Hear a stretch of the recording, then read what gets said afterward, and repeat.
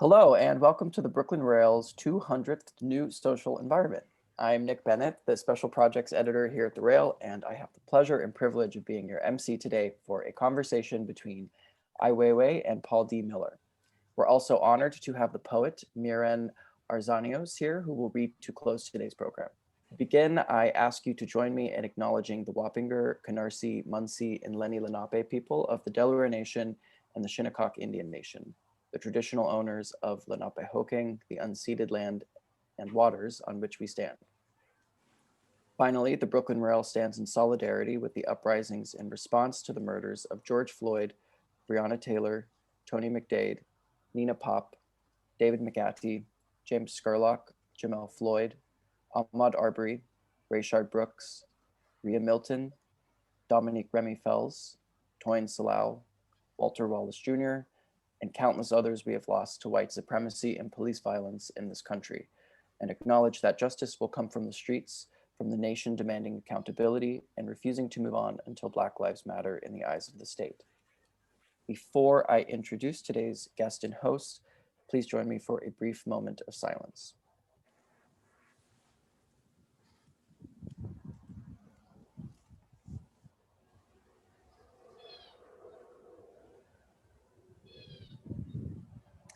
Thank you. And now to introduce our illustrious guest today. Renowned for making strong aesthetic statements that resonate with timely phenomena across today's geopolitical world, from architecture to installations, social media to documentaries, Ai Weiwei uses a wide range of mediums as expressions of new ways for his audience to examine society and its values. Our host today is composer, multimedia artist, and writer Paul D. Miller, aka DJ Spooky, who makes work that immerses audiences in a blend of genres, global culture, and environmental and social issues. Miller has collaborated with an array of recording artists, including Metallica, Chuck D, Steve Reich, and Yoko Ono. Paul is an editor at large at the Brooklyn Rail. I will post full bios in the chat for anyone interested in reading those, and I now will hand the mic over to you, Paul. Okay. Well, first and foremost, I just want to say it's an absolute pleasure to check in with Weiwei. I've been a fan for many years, and the first time I encountered him, which he may not remember, we ended up hanging out at his place in Beijing. There was a club I was having a concert at called, I believe it's called Yugong Xinan. I'm not sure, my Chinese pronunciation isn't so great, but he was a really fun situation. He brought his son. He also helped curate the Guangzhou biennial in Korea that I had some material in as well. So there's always been kind of a resonance. And of course, amongst many musicians in China, there's an incredible experimental avant-garde rock scene. There's bands like Secondhand Rose, etc., all of which were hanging out at Weiwei's place.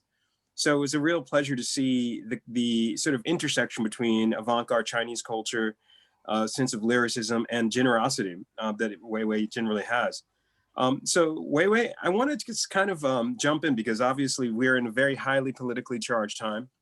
That your work seems to be a mirror that gives us a reflection of the potential of humanity and warmth at some of the crossroads here, whether it be refugees, whether it be the existential disruption of this world as a microorganism has brought capitalism to its knees this year, the COVID-19 pandemic situation.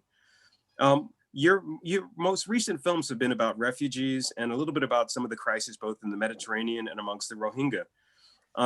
But I'd love to hear your thoughts on some of your current work, and then we can unpack it from there. If you have, the Rohingya, you're doing more VR, you're evolving out from normal photography. Do you want to riff on that for a moment, or what do you guys? What do you think? Well, it's very, very nice to see you again. I clearly remember your musical performance in China. That's the first moment I brought my son Ailo to a concert, and when he listened to the music, he started to dance. He's only that time it was 2 or 3. He told me, he said, "Daddy, I realized when this music is on, it's very easy to dance." Okay, I remember that, but I'm not a dancer, and also I'm not a a very musical person. So, but I do what I can, for past year or we finished about 4 films. First one is about the Mexico students who disappeared under this horrible injustice, social conditions. Mexico people disappear regularly and nobody can find them, and almost nobody even ask where are they, until these 43 students disappear, their families are really demand social justice. The very simple answer, they are taken away alive, they should come back alive. So we made a documentary on that. Basically, it's about how a society would function if the injustice is happening all the time.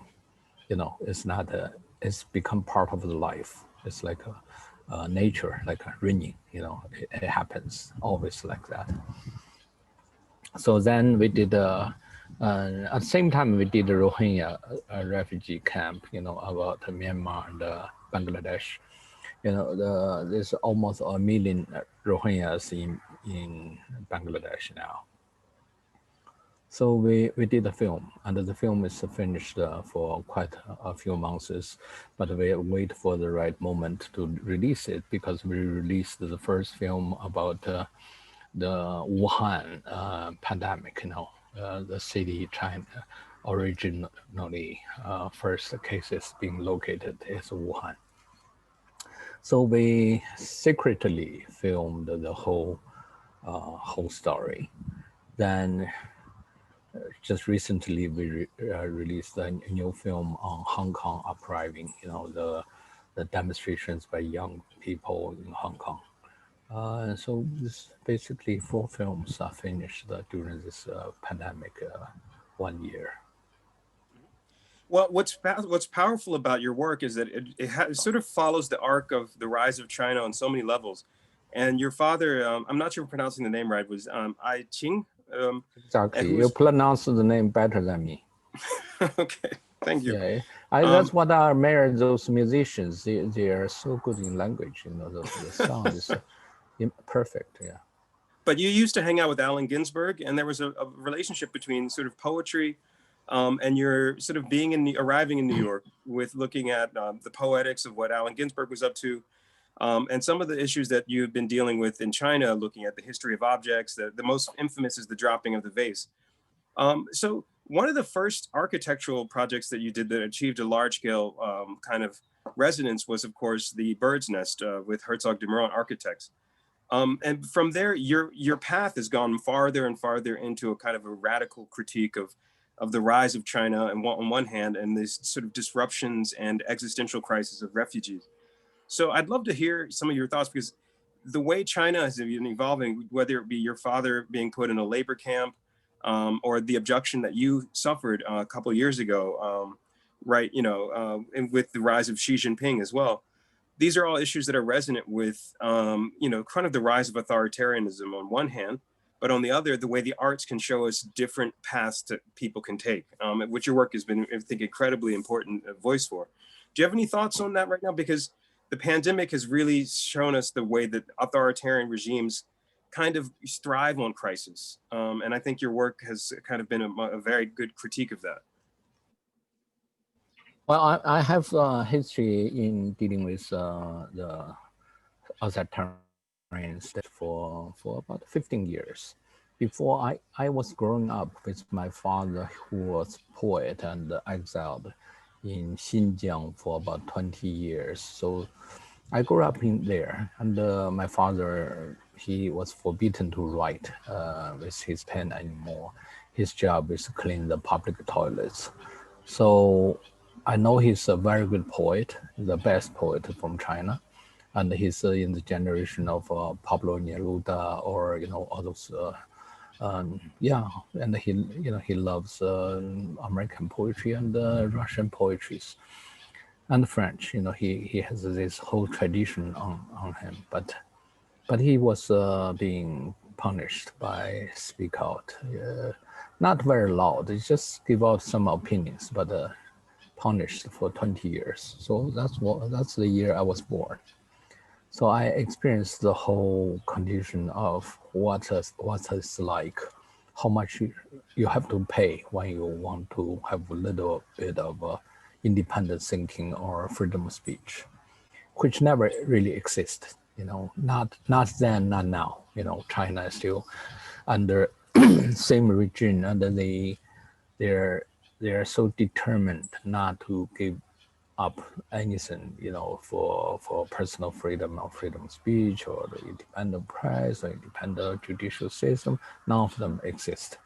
But China is getting so powerful. But only because China has been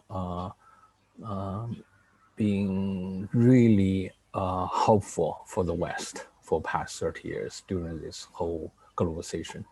So the West found their most desirable productivity or market, the labor market and also consuming market in China.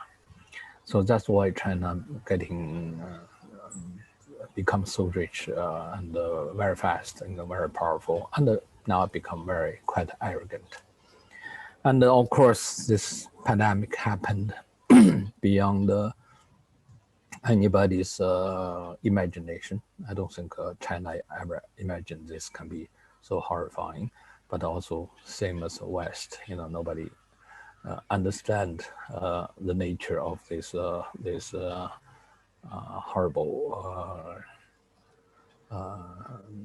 disease or it's very tragic, still very tragic, put so many people short to their life, but still seems not under control yet. But that, of course, China, at the same time, they are also profited by any kind of this kind of disease. Not only China, but you can see a lot of European or American top businessmen, they also make billions because of the disease. So we can see today there's no really a border between the China or West, but a really absolute capitalism, cooperative, authoritarian character of today's culture. They are all united. They all take advantage of our human problems, and they always profited by any kind of tragic condition. Well, and what's powerful about the way that your films, especially about the rise of all the problems that are going on in Hong Kong, and it's called Cockroach, if I remember correctly. I just want to make sure. Most of these films are dealing with sort of the raw viscera of the collision between capitalism, protests, and of course the tensions with democracy, and of course authoritarian regimes that are, whether it be refugees or people disappearing in Mexico. Capitalism at the moment is in crisis. A lot of people would say that the pandemic has exposed radical inequality, and the climate crisis they've all converged in this one toxic situation. And in fact, a lot of people would say that the pandemic is a reflection of climate change because their environments are being disrupted. Certain species are migrating in places. So I'd love to get a sense of the history of where because you've over the years, a lot of your work has focused on the history of China and the objects, whether it be sunflower seeds, working with porcelain, some of your bicycle installations, because China obviously used to have a bicycle culture that was very powerful. And there's how should I put this? Some of my favorite science fiction right now is coming out of China. There's Cixin Liu, who wrote a really good book called The Three Body Problem. And the current Chinese science fiction is really fascinating because no one could have predicted how fast all this was going to happen. And that's where science fiction becomes kind of resonant with some of the issues. Have you checked out Cixin Liu, Three Body Problem? I heard a lot about it, but I never really read it. I heard even Hollywood is going to make some kind of, not Hollywood, but some kind of American entertainment. It's going to make some kind of television show or something. It's amazing. If you ever have a free, like if you're on a long flight or something and you want to read one of the best, it's one of the best books I've read in years. And it's super amazing, lyrical, very high tech. It begins in the middle of the Chinese Cultural Revolution and then ends at the edge of the known universe. I mean, it's so anyway, if you ever, I highly recommend. I think you'd very much enjoy it. But so tell me, what's your philosophy right now of the films? Because each of these films, like the reason I'm kind of focusing on the films is they're very current. The cockroach one is literally looking at raw footage and of the protests.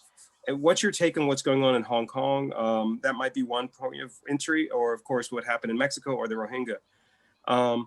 Is there a particular point of insight that you want to focus on with the film Cockroach, for example, just out of curiosity, or we can go in a different area too? Cockroach is, when you make documentaries about reality, it's about a fragment, at least a clear fragment you can study about.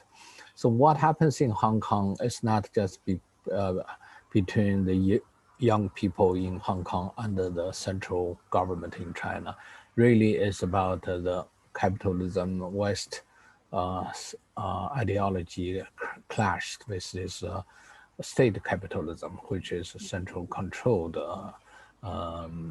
economy and ideology.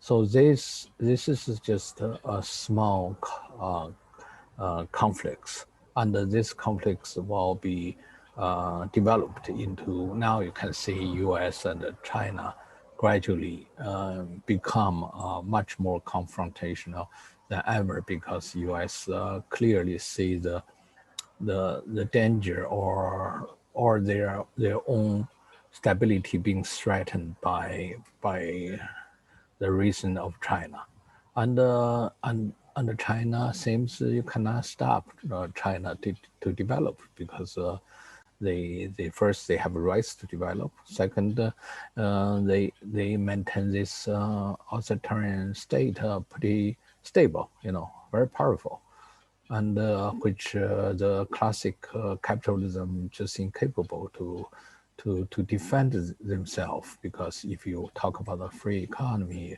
then it leads you to find a competition, with China. And China is always designed to be a stronger in competition. And what's so incredible? My film is ask the film. The film is really a little piece, no matter Rohingyas, about refugee situation, or earlier film I did, The Human Flow, is about the global refugee situation. And I did another film called The Rest. So in past 4 or 5 years, we did 6 long documentary films, and it's all about the globalization, about capitalism, and about China authoritarianism, So that's fascinates me, and that's why I take the opportunity to make a film, so that can push me into some kind of study.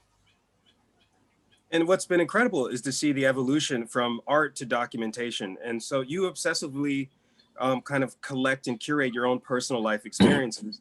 And that's something that's been a foundation of your art for a long time. I mean, you document relentlessly everything around you. And also, of course, your presence on social media.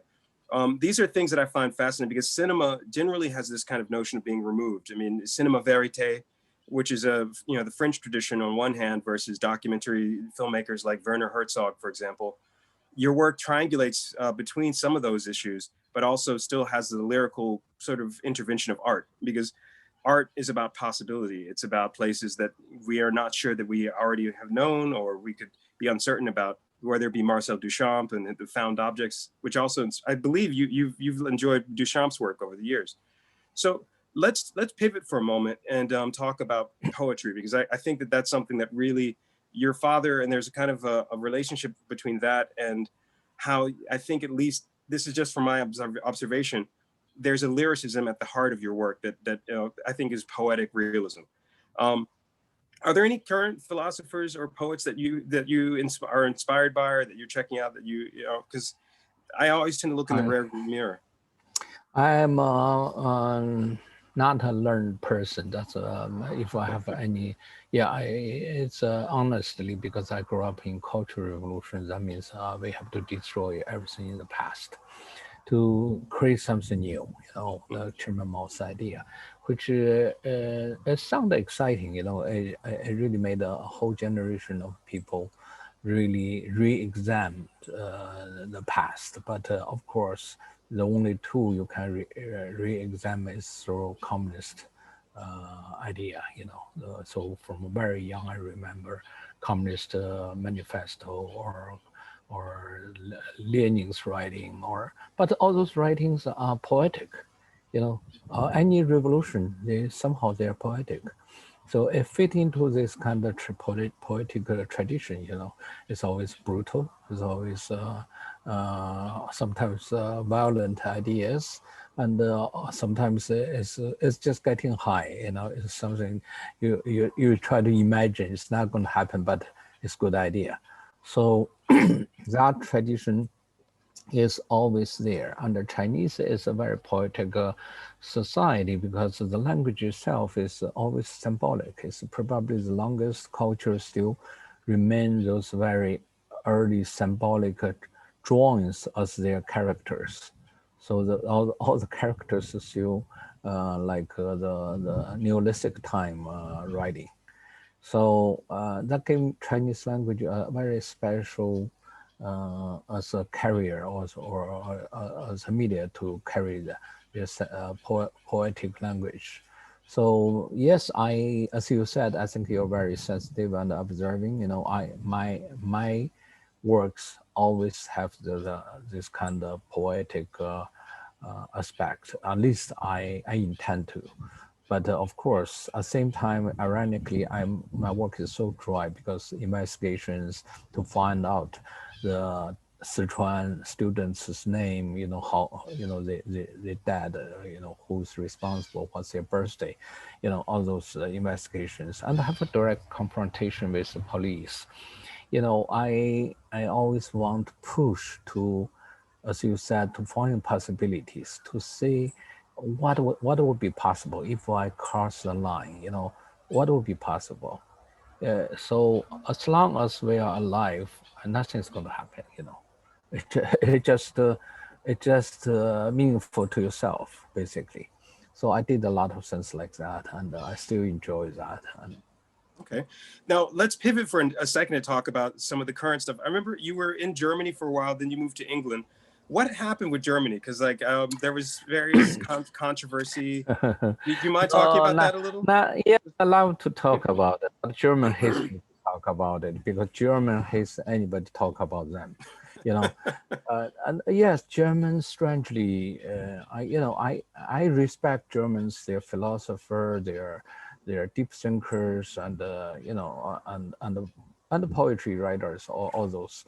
But still, I deeply realize German culture have a very strong Nazi influence, or I don't know who influenced Nazi, but they do have this very strong culture still exists in China. And physically, of course, in the police department, in the army, we can see on the news, or I don't know, it may probably in the economic structures, still very strong. And but culturally, they still have this people listen to authorities, they really obey the order, and they don't like to criticize them, or you cannot really even discuss those matters in many ways. So I do feel strange because I always been see as anti-authoritarian, anti-communist hero in Germany. Yep. They love me. They think they they think they save my life. Some kind of strange feeling they have, but I always telling them, no, you didn't. I don't have feel. You don't have mercy, on me, because what you defend is ideology. It's not me. Who cares? Who Weiwei is. It's really if I defend certain, principle, ideology which can be shared by you. Otherwise, we're just, we don't know each other.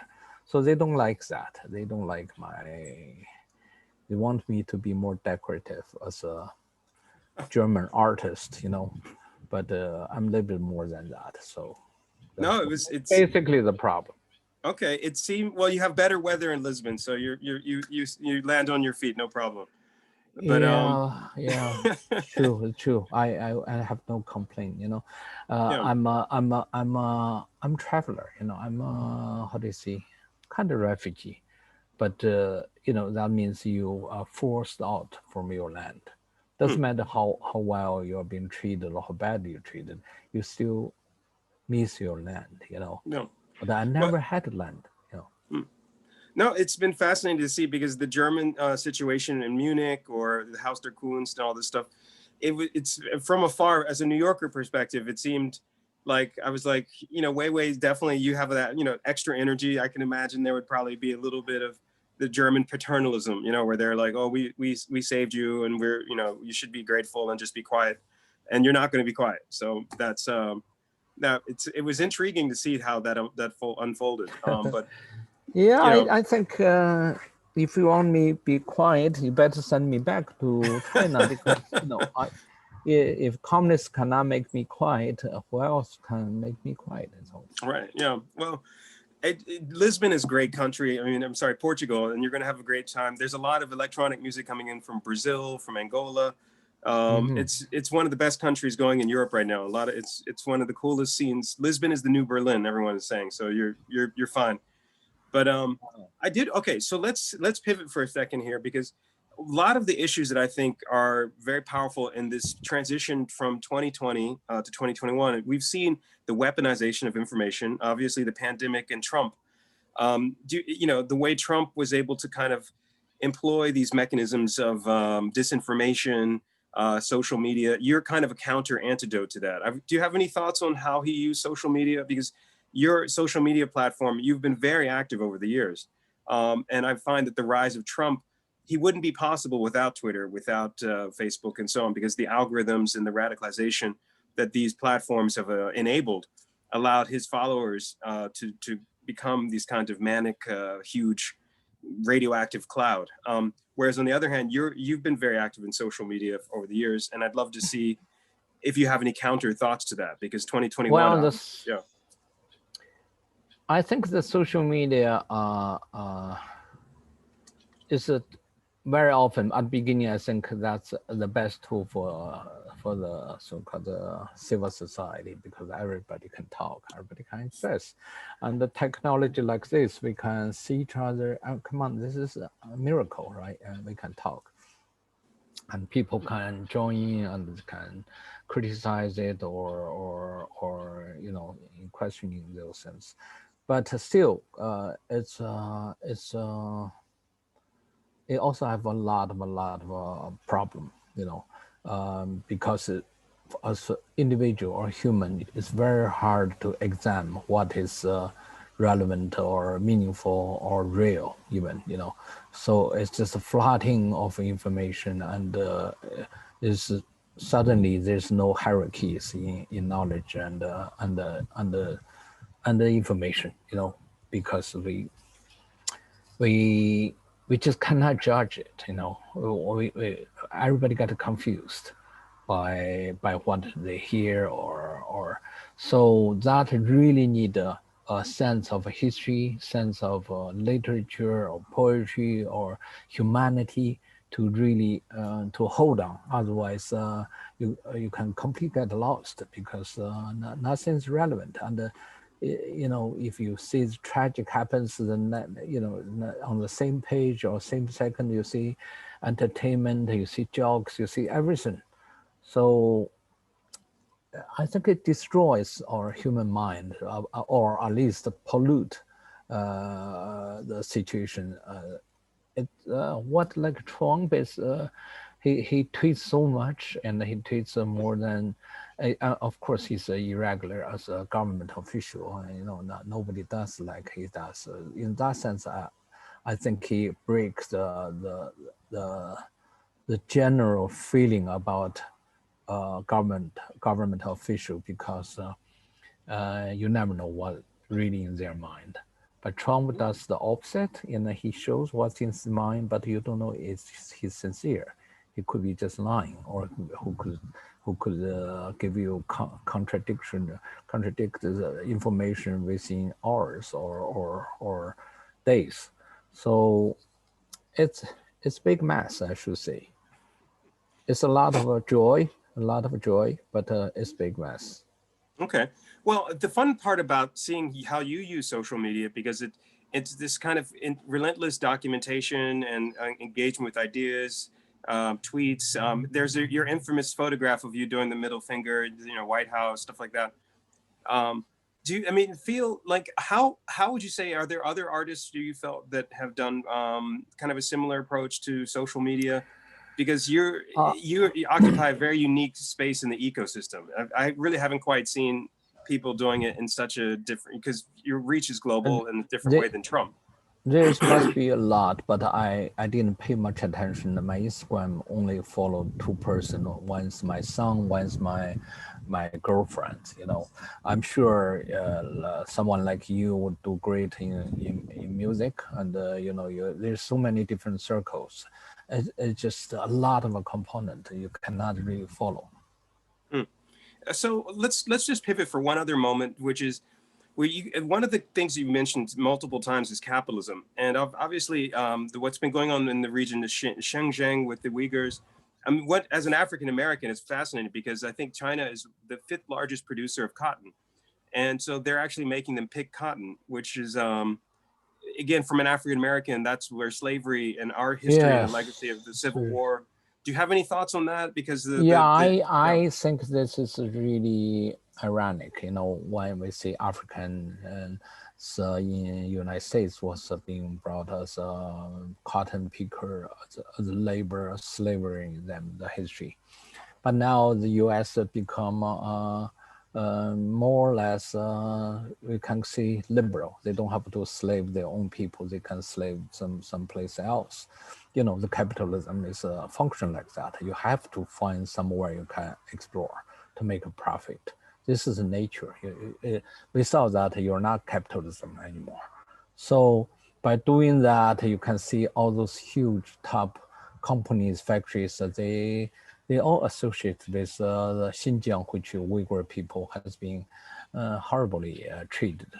And of course, it's just like slavers, but in the modern type. Of course, they don't put a chin on you, but they make you more like if you have any discussion or against it, you'll be disappeared, or you'll be locked up. So it's exactly like slavery. But as long as capitalism exists, slavery will be the nature of our time. Same, we're in modern, different type of slavery, but the idea is the same. You are part of the production.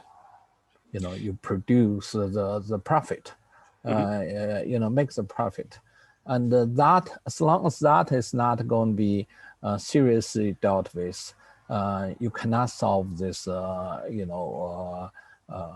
you say, the social discrimination, like Black people has been put in jail, so many. I mean, why? It's so simple. I mean, come on, you have no record to talk about human rights if you still lock up all those Blacks, put them in jail. I mean, just look at the numbers. It's crazy, but. Still, you think you're, U.S. You think they have some kind of privilege in talking about human rights, which I think is ridiculous. And think about the people, police brutality, the Black people or other people, have been just killed by those minor crime. You cannot even prove they made a crime. $20 fake money is, I would not think if it's a crime if you carry that, because you don't print that. and it's circulated as long as the money is circulating. So you see this kind of legal system, the concept of the legal system to so-called maintain the law and order, which has fundamental problems in US. And without solve this, the Black Lives Matters cannot solve it. You know, you cannot just blame the police. You cannot just, you know, the system is have much deeper problem. That is the cost of the class struggle, you know, because too many poor people, they're never being treated with dignity, and they never really have a good education, and the social are so deeply divided. Mm-hmm. Well, what's been powerful to see in Xinjiang with the ideological re-education of the Uyghurs is that they're being put in both ideological work camp, but then picking cotton. So with Marxism, I mean, it's one of those craziest paradoxes I've seen in a long time. I mean, but the cotton. It's like a novel. It's crazy. Yeah. It's like a scientific novel. Scientific novel. Well, it's heartbreaking as an African American to see, you know, because the way that cotton in the U.S. Triggered you know, if you look at the Civil War, which is, we're still fighting the Civil War. One could argue that Trump is kind of an echo of an echo of an echo. And in fact, this summer, all the riots, I'm sure you were seeing that there was, you know, Black Lives Matter riots. I live in Tribeca, and on Canal Street and Soho, everywhere was putting up wooden boards to protect from rioting. But it was heartbreaking. But then you turn on you know, anything about the Uyghurs and you see them picking cotton and being put in this ideological camps. So to me, at least, the paradox of capitalism, I mean, if this is one thing where Taiwan and Hong Kong have the legacy of democracy in a very different angle than to mainland China. But I'm intrigued to hear your thoughts from that kind of dialectical materialism. I mean, that's what Marx was. I mean, these are very specific materials that the Uyghurs are being forced to make, you know, but the cotton, especially in the global context of history of slavery, capitalism, Marxism, who could have guessed in your wildest imagination that, you know, a Muslim Chinese, you know, area is being made to do cotton? I mean, it's, you know, it's mind blowing. Yeah, but it's you know, the Lenin or you know, Marxism have predicted the capitalism has to explore. You know, Mexicans produce drugs, or Chinese produce you know, they make German cars and pick up the cottons, and probably I don't know, a huge percentage of world cotton, maybe half of them come from Xinjiang area. And that's the area I grew up. When I was young, 10 years old, I was picking up cottons, because my father is first generation of the re-education program, you know, because he's a poet, he has to be exiled to Xinjiang to work. So daily I have to, you know, in the autumn, I have to, as a cotton picker. And it's daily I can harvest about 60 kilo cottons. And basically you just bend yourself and quickly pick up, and your fingers all become bloody because the shell of the cotton are really dry and sharp. Wow. You know, so your finger always have cuts on it. Well, I didn't know that you were picking cotton as a child. I mean, yeah. I have the same kind of history as your ancestors. Wow. I haven't been near a cotton field, and yeah, but I love cotton. My lifetime I wear cotton. You know, I love it. Well, I mean, that's a very intriguing biographical insight. I didn't know that. In fact, that's one day when we have a cup of coffee, when it's post-pandemic, I'd love to hear your thoughts, because the way globalization has functioned with different economic layers, it's been incredible, because the refugee crisis, one could argue, is a crisis of resources and climate. I mean, their climate is getting disrupted. They have the mechanisms of corruption, other stuff going on. So they're fleeing to Europe, and that's where your films, I think some of the most powerful, Human Flow was incredible. And I really enjoyed the way that you've taken everything from the backpacks of the children in the earthquake situation, and then also the vest the refugees had to use, and put them on the architecture of the different museums you've had installations. So we're going to be opening up to questions in a moment. So I have one last quick question before we open up to the rest of the audience, and that is, how do you balance with some of your philosophical issues around human rights and documentation? Because you have a will to intervene in a certain sense, whereas a documentary many times is someone that just watches. But I loved seeing the interventions that you do, both politically and culturally. And documentation, I mean, art generally in the West has been removed. And so when you go to a museum, an object is taken out of circulation and it's just put, in a mausoleum. It's like the museum is a place for dead object.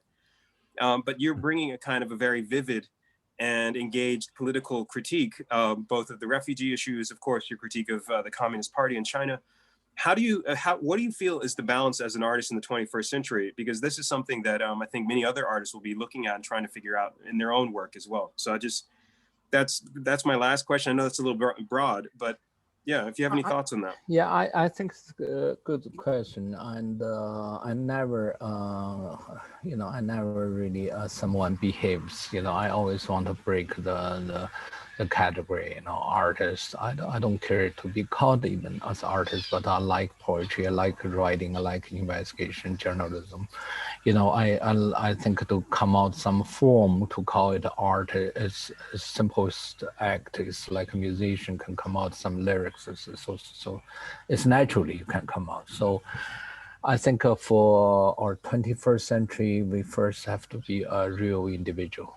We can be equipped as individual, with this technology, communication, and we are so privileged than previous generations, and we are empowered by the individualism, and that can really make us as powerful as any state, because state is also just collected individual mind. So I think never underestimate yourself and forget about being artist, but rather being an individual. But individual mind, the individual act is not easy because you have to find a language for it. That's a very powerful statement. So here we are, Nick and the Brooklyn Rail crew, we wanted to open up to questions. So Weiwei, by the way, I love the fact your name Weiwei, if I remember correctly, let me know if I'm saying this incorrectly, it means uncertain future. Is that correct? Exactly. Okay. It's a double negative, or uncertainty. Future in China is unknown. So okay. So that's to the audience. You got to remember that's when you hear the name Weiwei, it means uncertain future remix. There we go. So Nick and crew, do you guys want to sort of jump in for a second, and let's see if we can open up to questions.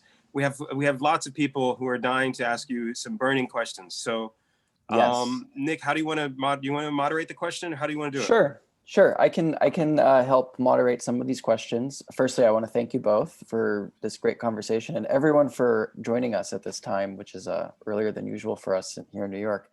But I will do my best to try and get as many questions in as we can. I'm going to first pass the mic over to Tricky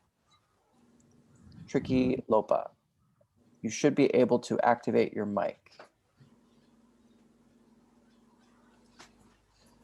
Hi. There you are. Hi. This is great. Thank you for doing it earlier than usual because I can catch it from the Philippines. My question is, Weiwei, what do you think is going to happen to Hong Kong? Will it turn into another Tibet, totally under China's thumb? Sure. Hong Kong, if we talk about logistically, it's finished. There's no way to maintain its this kind of liberal society anymore. China, if they want to put control, they mean it, and they will do anything to secure that. But of course, the people in Hong Kong will never give up.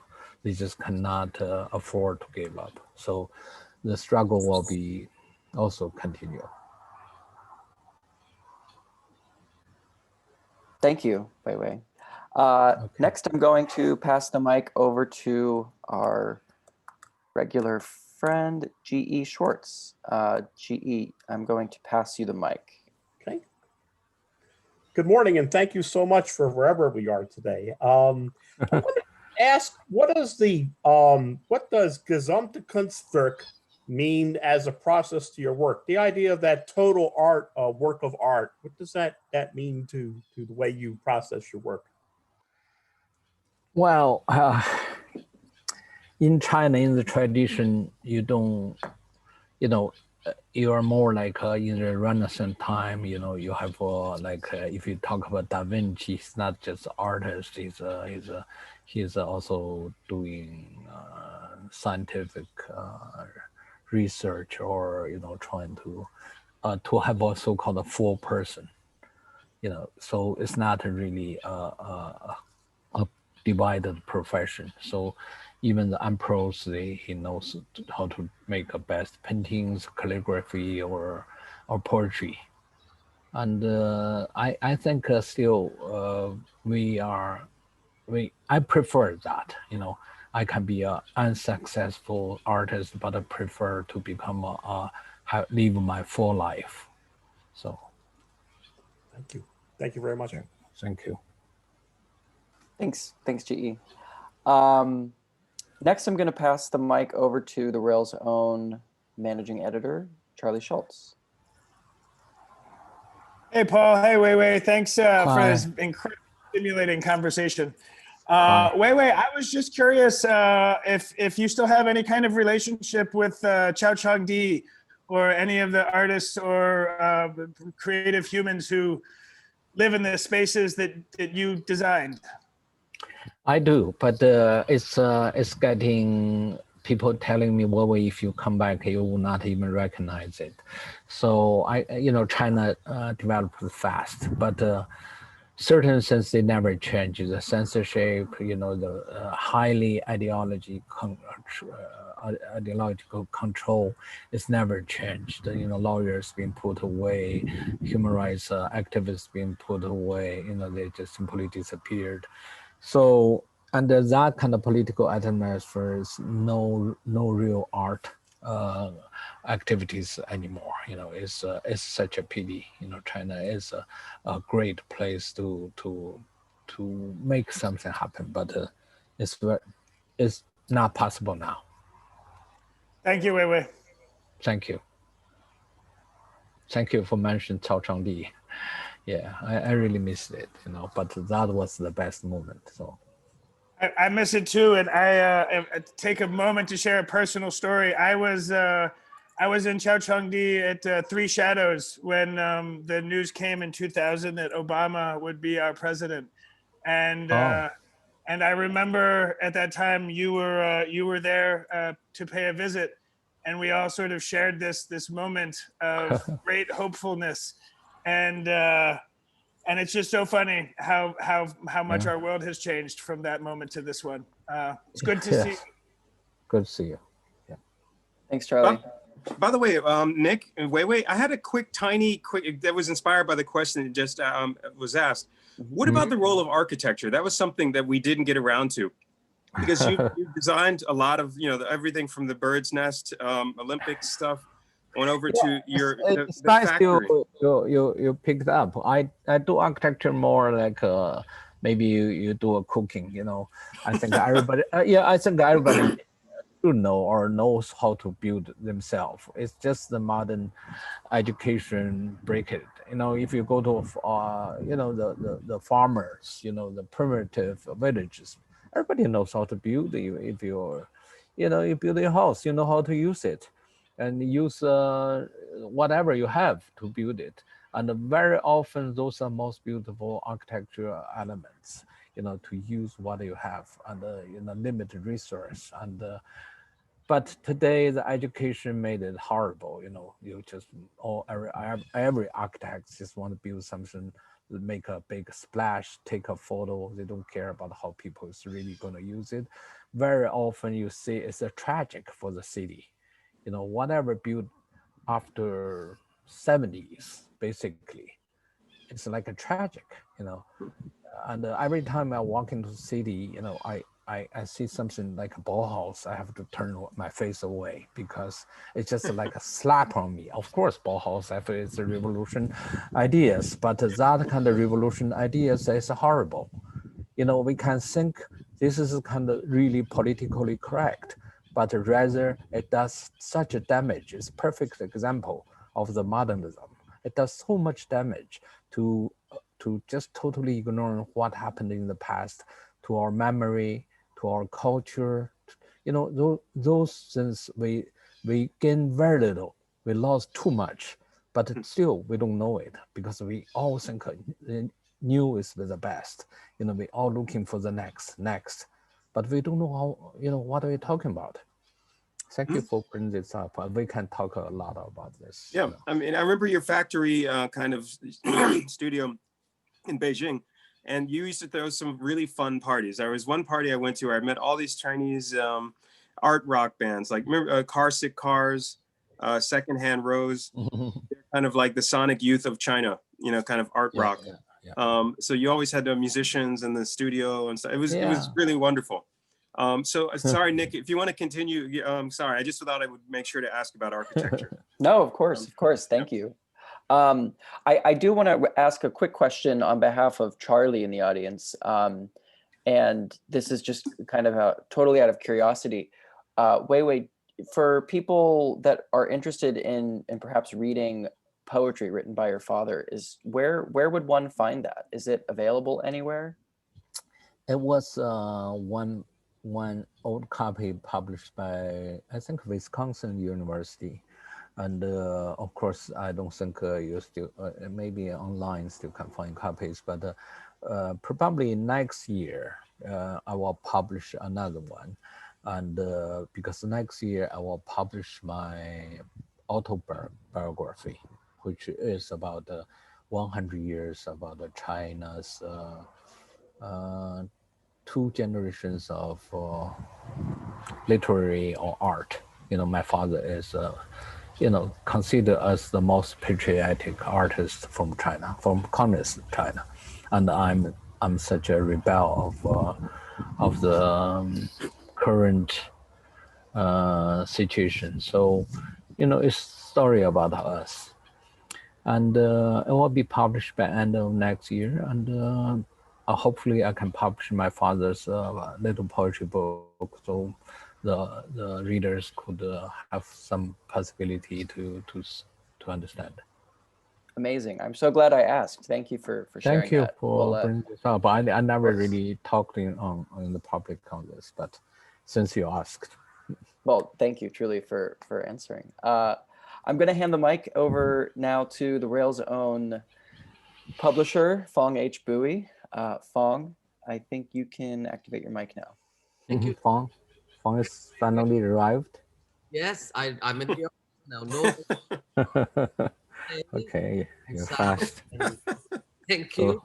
So, Weiwei, the last time we spoke, I felt that you became the replacement, the symbolic replacement of the tank man, of June 4th incident, the 89 democracy movement at Tiananmen Square, symbolically speaking, of course. And what I'm telling you now, asking, just because I realized it was 89, and then in 1991, it was the end of the Cold War.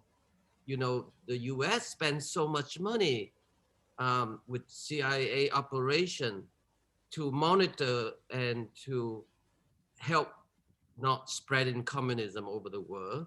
And also during Reagan and Gorbachev year, Gorbachev sort of decided, being seduced by Reagan and whatnot, and by capitalism really, decided to end communism. So it was amazing. I don't think this country was prepared to experience it.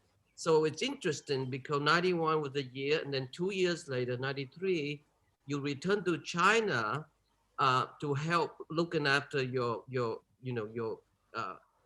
father's sort of the last remaining months on his death. Yeah. And thinking about it now, you know, we know what happened to Vietnam relationship to China. When I was growing up, I would, first thing, you know, we all learn as children was to understand the geography between China and Vietnam. In a way, it's very identical. Only so far the Vietnam is so tiny, but it have land, have sea.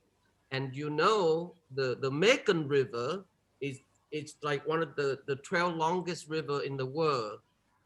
And it begins at the Tibetan plateau. It go to China, Malaysia, Laos, Thailand, and finally it go through Vietnam into the South China Sea.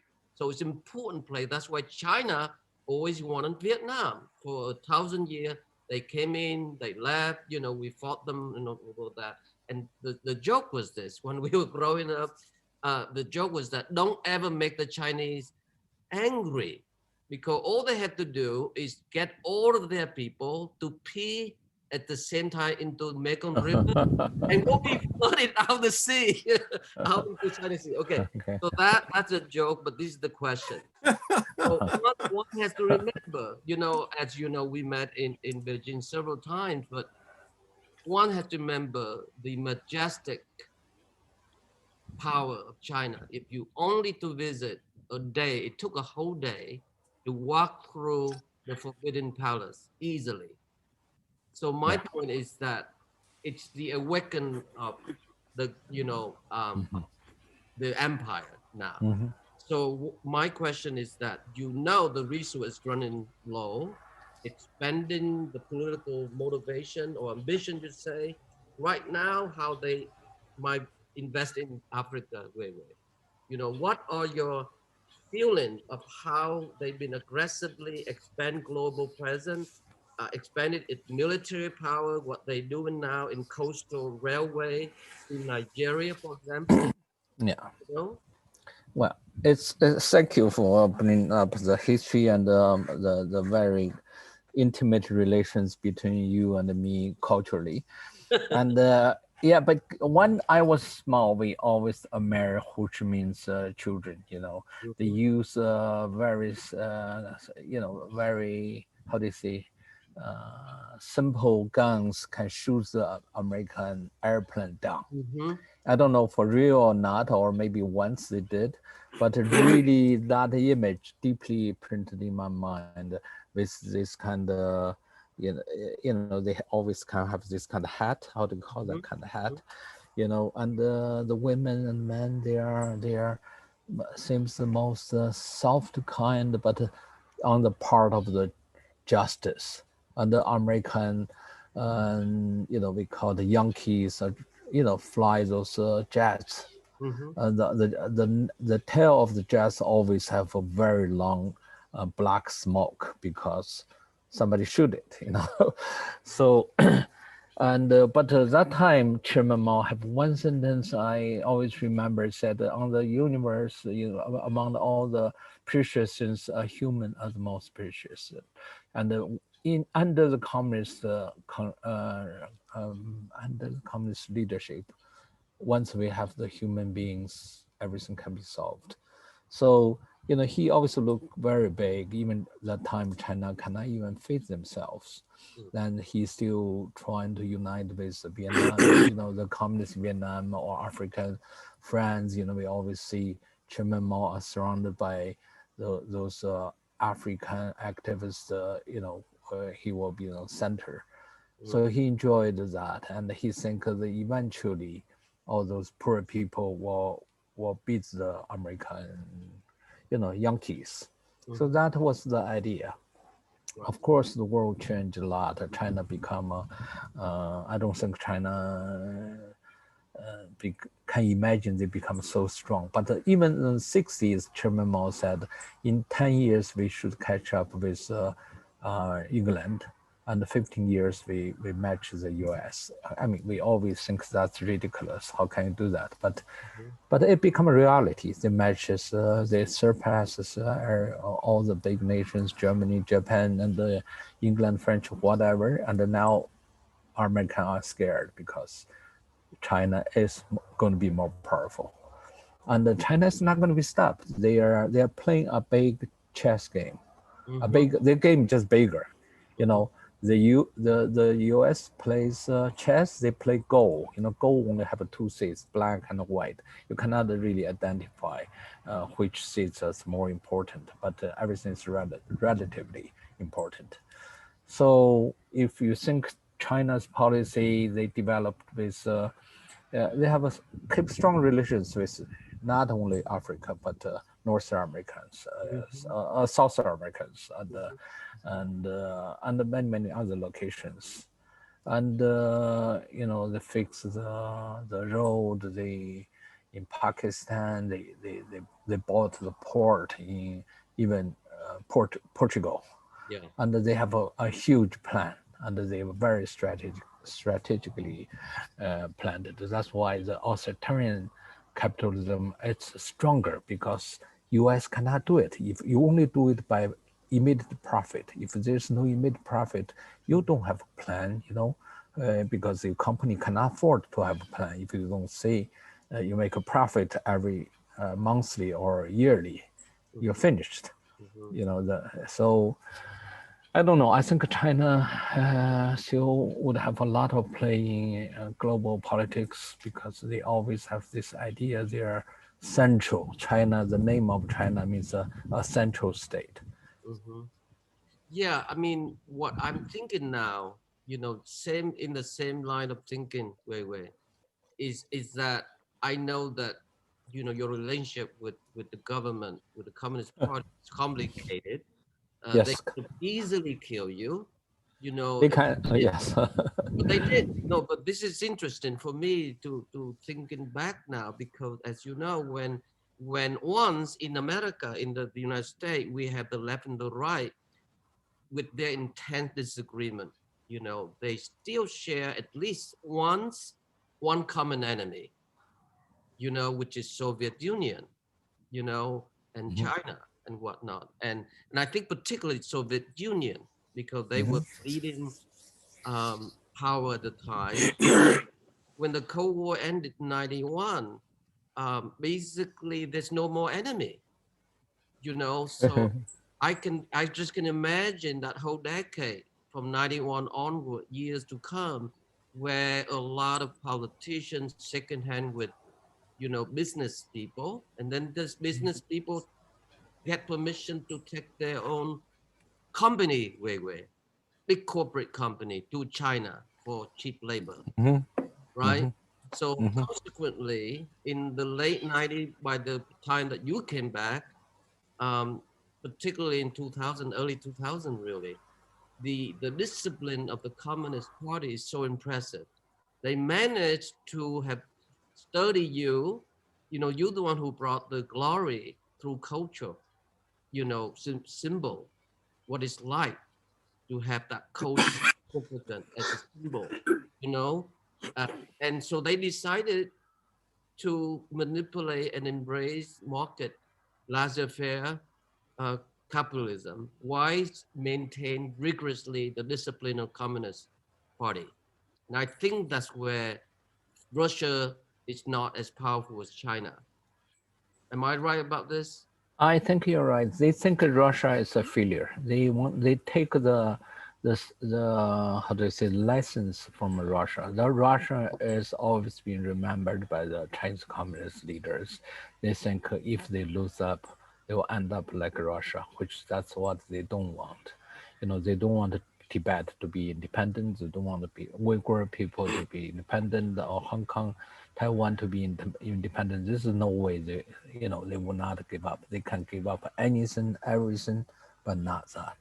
You know, they have this fatalistic idea. The nation has to be united. If anybody let that divided or be like a criminal for 1,000 years, you know, be cursed by all the people.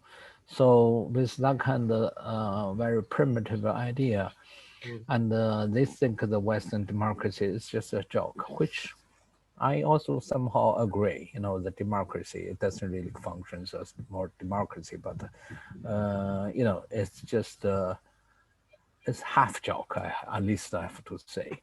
And I try not to laughing, but still, we enjoyed for so long, you know. And that come to a moment, a critical moment, that will be, we have to understand what is really going to happen, and what went wrong, and what will be the future. You know, how can we really still maintain this kind of prosper or civilized conversation? Yeah. Is that, do you think why Trump is obsessed with China? Why the I think not only Trump, all the leaders, you know, Obama, you know, he never mentioned the human rights when he's in China, because he's, you know, all those leaders, if you come to see how they meet Chinese leaders, they seems all scared. They all seems all like kindergarten, how to say, it's just not sophisticated in dealing with China. And they lost confidence, and they admire China's prosperity and the leadership. And you know, if they hope there is no fight, they hope everybody can just be benefited by this whole situation. And that's why China become more arrogant in this kind of diplomacy.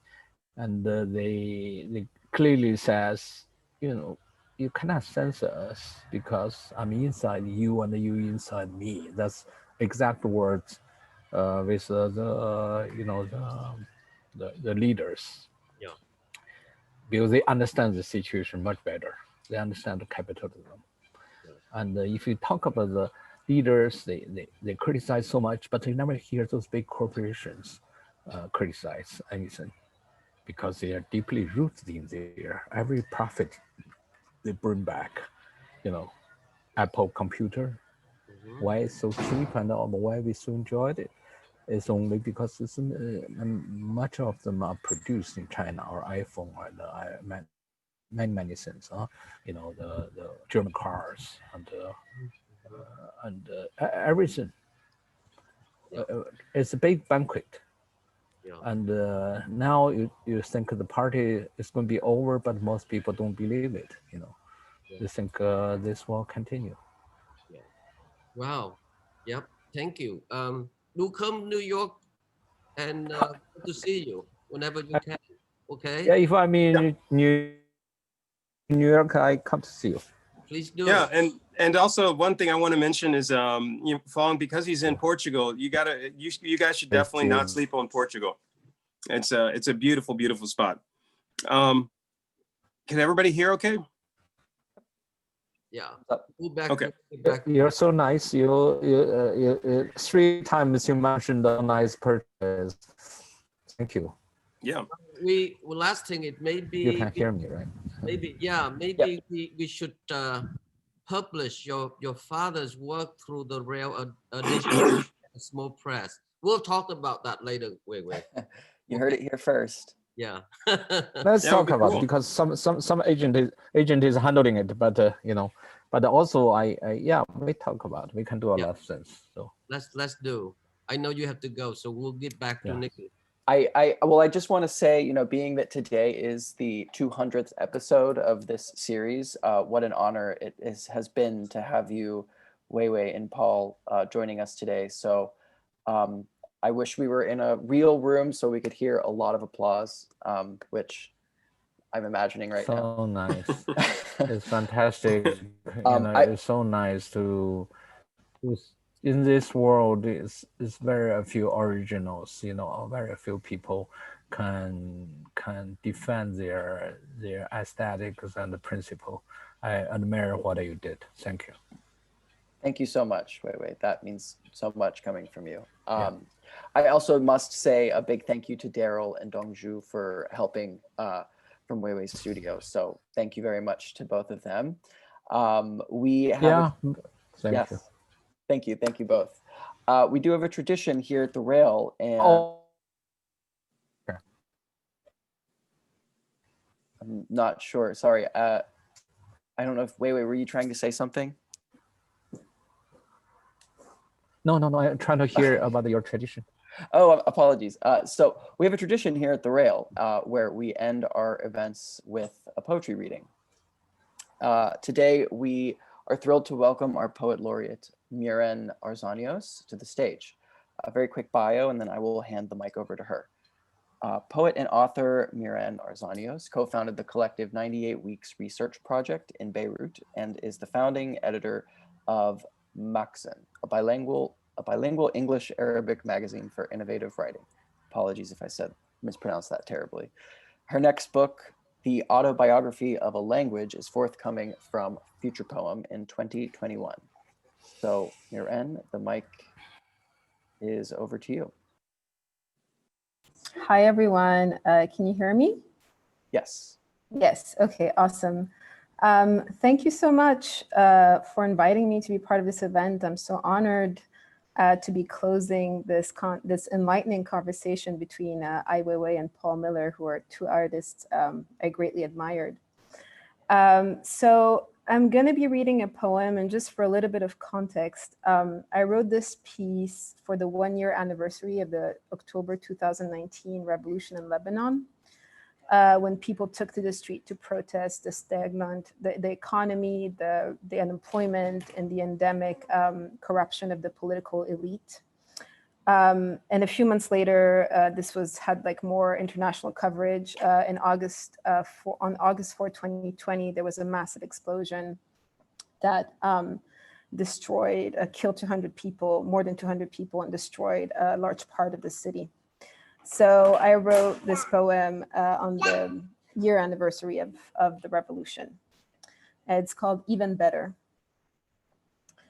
I write to connect, folding my son's clothes after hand washing shit-stained sheets and waking up at dawn to prepare food for the week, which typically ends with collecting strewn socks my baby sucked on for a while and left behind, like a trail he wants me to follow, as if to lead me to another place away from this city I can't really afford, even when teaching 4 classes with the childcare, the daycare, the food I want him to eat organic, because why shouldn't he have access to the best, or even better? I want to live in a world in which my son wouldn't have to eat organic because no food would not be organic, and the distinction between what's healthy and toxic would become irrelevant. I never know what distinguishes shame from guilt, or which word I should use to describe my failure to provide the way I was provided for, or even better, I want to abolish the fantasy of wanting to reproduce the comfort of my middle-class childhood, the way we lived in Canada while others in Beirut tucked themselves in a candlelit basement while war happened on television, where an anchor person wearing a bulletproof vest reported on murderous alliances and bloody front lines. In my parents' bedroom, I snuck into my mother's walk-in closet, my favorite section of the house, to try on her leather stilettos, a pair of which were fuchsia, a purple reddish color named after the flower discovered by the German botanist Leonhard Fuchs, the quotation marks indicating that flowers do not need us to discover them in order to exist or be designated after a person whose name I still can't pronounce to this day. A year ago, in 2019, while I was in my apartment in Brooklyn, the people of Lebanon took to the street to protest the corruption of a government that has robbed them of the possibility of living a life in which you do not wonder whether your home could be wiped out by a blast second in magnitude only to an atomic bomb, just because shit happens. On August 4th, 2020, 4 tons of ammonium nitrate left unattended in the port of Beirut exploded. Besides stripping people of all of their life savings, politicians are also motherfucking dumb, or find another word to express your disgust towards the scum these men stand for. I feel like I'm 8 again, verbally wrestling other kids, trying to find the cruelest insult. My goal is to hurt you. Even if I know the rich are people, the system doesn't allow me to love them. Maybe if there was a revolution that didn't leave us bitter and defeated, scrambling for a shred of narrative to articulate our pain, only if becoming rich became an impossibility, I would be okay with it. How can hope escape its abusive relationship to the real? That wasn't really a question. I just wanted to use the word hope in a sentence to see whether I believe it. is a line my friend Alex wrote. She is a poet I talked to about my ambitions of making it as a writer. She asks what it stands for. What is it exactly I'm trying to make? For the time being, I'm mostly on all four, preoccupied with the details of the floor. I confessed to Alex my obsession with cleanliness, all the while knowing that my battles with dust are lost a priori. I might be delusional, but I feel like the universe owes me sleep. I can no longer quantify in hours. What is the interest rate on the sleep debt? I ask Alex, and we laugh, although I've resigned myself to never seeing my money again, now that it has been funneled towards personal enrichment or funding the war in Syria. Who knows? The rubbles are unquantifiable and warrant an S. The numbers keep rising. Wisconsin has the highest infectivity rate in the world. I've never been there and I don't intend to. What is the purest form of evil? Is it one intent on obliteration or one entirely unaware of itself? How some people, unable or unwilling to think, can dictate the fate of the world, I just don't understand. Now finish your food, my love. I have made mjadra especially for you. I never made mjadra before. I looked up the recipe on the internet. I want you to eat the foods I ate when I was a child. Am I guilty of nostalgia? Even if I can't go back home, I will never become an immigrant. I will never relinquish the present. My friend Mary suggests I buy an Instant Pot for $100 that cooks for up to 6 people. I haven't seen 6 people in a long time. I ignore the revolution. I wasn't there to experience it, but one day, if you ask me what beauty is, I will say beauty is when care is freed from the shackles of patriarchy. My father once told me that everyone deserves everything and that injustice is scarcity in a world of abundance. He was a patriarch who loved olive trees whose oil you will taste in December when we travel, how bitter it is. You can't stop eating raspberries, my love. Toot in Arabic is blackberry. I don't think we have raspberries in Lebanon. We have banks whose windows were smashed and ATMs torched and shattered to pieces in ecstatic anger. There is beauty in that too, my love. Am I being too emphatic? I am attempting to change my status from visiting to adjunct, spending Sunday applying for a promotion that won't change anything to my precarity. Where do we begin? Maybe we don't. We are already here in the middle of a sentence. Yesterday, I had a coffee with Adelita, who is an orphan like me. I am at my best in the morning. The morning only lasts a little while. In the afternoon, I realized the extent of my failure to connect the dust on the floor to the debris in Beirut. When people took refuge in basements, they played cards and made each other laugh by telling jokes, maybe war jokes. My ovaries are stalling. I gently wipe your nose, creating safety around your face. In the afternoon, I listen to a talk called Anarchy and Progress by Murray Bookchin, who says it is important to explore attitudes. He brings up the example of a mother living in a culture that has no syntax for saying, I take my child and bring him into the shade. Her language demands instead that she goes with her child into the shade. I do not pick up my son and bring him with me. I go with my son into the shade. Perhaps I'm working around the wrong preposition, not writing to connect folding, but writing within the fold. I imagine the mother in Bookchin's example to be living in a particularly warm place where the shade is a desirable place. Thank you. Thank you so much, Miran. That was really beautiful. Thank you for sharing your poetry with us, and we send our love to you and your family in Lebanon. I want to thank Weiwei and Paul so much for today's conversation. I want to thank everyone for joining. I also must mention that, this past October marked the Rail's 20th anniversary, and we are continuing the celebration well into 2021. So if you're able to, please consider making a year-end contribution to the Rail to keep our projects free, relevant, and independent. And there should be a link in the chat. I also add to that, please support your local poets, buy their books, give them away as Christmas gifts. If you're available to join us tomorrow at 1 p.m., we will be back at 1 p.m. and we will be celebrating this past year with a group of Rail comrades, essentially. For that full lineup, you can check the link in the chat as well. And everyone can now unmute themselves and say goodbye or hello or whatever you'd like to say. Happy holidays. Happy holidays. Happy Thanks for hosting. holidays. Happy Thank you, holidays. everyone. Happy Thank you holidays. so much, everybody. Oh, Thank you so much. It was fun. Happy holidays. Poem Marie. Thank you. Love the reading. Happy holidays. Thanks, everyone. Happy solstice. Happy solstice. Happy Faustus. Merry Go, go, birthday. go, go. Good stuff. James, thank you so Holidays, much. everyone. Great. Thank you. Over the top. Sending family way. Up all. Great. Happy holiday, you guys. Thank you, everyone. Hey.